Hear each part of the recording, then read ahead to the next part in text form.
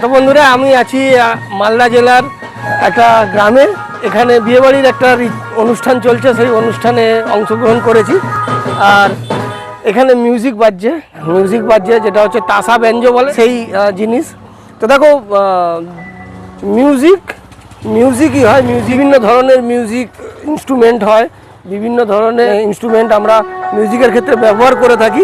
তো different instrument, different সৌন্দর্য তার মধ্যে রয়েছে। তো এখানে যে মিউজিকটা বাজছে সেটাও কিন্তু একটা আলাদা ধরনের সৌন্দর্য। তো সেটা তোমাদের সঙ্গে শেয়ার করছি।